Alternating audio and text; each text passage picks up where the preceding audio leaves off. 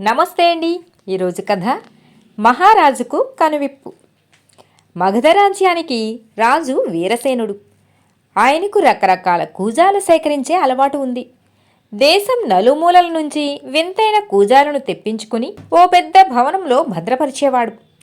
వాటిని రోజూ శుభ్రపరచడంతో పాటు కాపలా కోసం ఓ మనిషిని పెట్టాడు.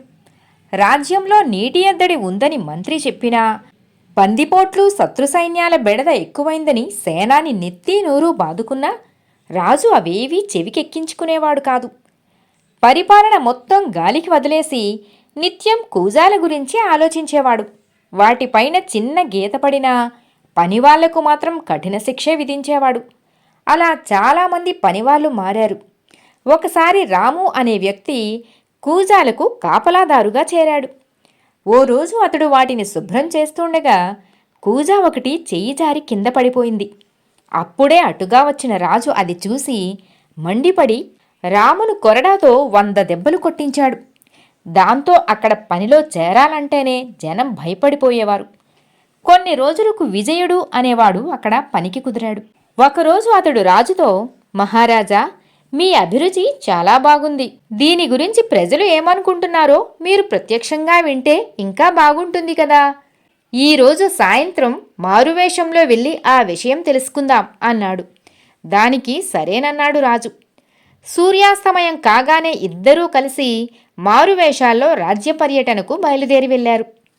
ఒక ఊరు వెళ్ళగానే అక్కడ రచ్చబండ వద్ద కూర్చున్న వాళ్లతో, అయ్యా, మన మహారాజు సేకరించే కూజాల గురించి మీరు వినే ఉన్నారు కదా, దాని మీద మీ అభిప్రాయమేంటి అని అడిగాడు విజయుడు వాళ్ళందర్నీ. ఆ విషయం గురించి మాట్లాడవద్దు. అవి కూజాలు కాదు, జనాల ప్రాణాలతో ఆడుకునే సైతాన్లు. రాజుగారు వాటి మీద చూపే శ్రద్ధను పరిపాలన మీద పెడితే రాజ్యం బాగుపడుతుంది అంటూ ఒక్కొక్కరు ఒక్కోలా మాట్లాడారు. ఆ మాటలు వినగానే రాజు ముఖం కల తప్పింది. మెల్లగా అక్కడి నుంచి ముందుకు నడిచారిద్దరు. అలా వెళ్తుండగా రోడ్డు పక్కనున్న పొలాలన్నీ బీళ్లుగా కనిపించాయి రాజుకు. వాటి గురించి రాజు ప్రశ్నించగా విజయుడు, ప్రభు, చెరువులు కుంటలన్నీ పూడికతో నిండిపోయాయి. వర్షం పడినా చుక్క నీరు కూడా నిల్వ ఉండని పరిస్థితి ఏర్పడింది. దాంతో పొలాలన్నీ ఇలా బీళ్లుగా మారాయి. తాగునీటికి కటకటే ఇక్కడ. ప్రజలు పేదరికంతో ఆకలి బాధలతో అలమటిస్తున్నారు అంటూ జవాబిచ్చాడు విజయుడు. మన రాజ్యంలో ప్రజలు అన్ని బాధలు పడుతున్నారా అని రాజు అడగ్గా, అవును ప్రభు, నేను రాము స్నేహితుడిని. ఆపద అని తెలిసినా మీ వద్ద పనిలో చేరాను. మారువేషంలో మిమ్మల్ని ప్రజల మధ్యకు తీసుకువచ్చాను. వాస్తవ పరిస్థితి మీకు అర్థం కావాలనే ఇదంతా చేశాను అని బదులిచ్చాడు విజయుడు. దాంతో రాజు తన తప్పు తెలుసుకున్నాడు.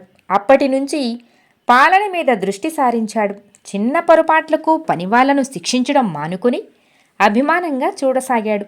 కథ సమాప్తం.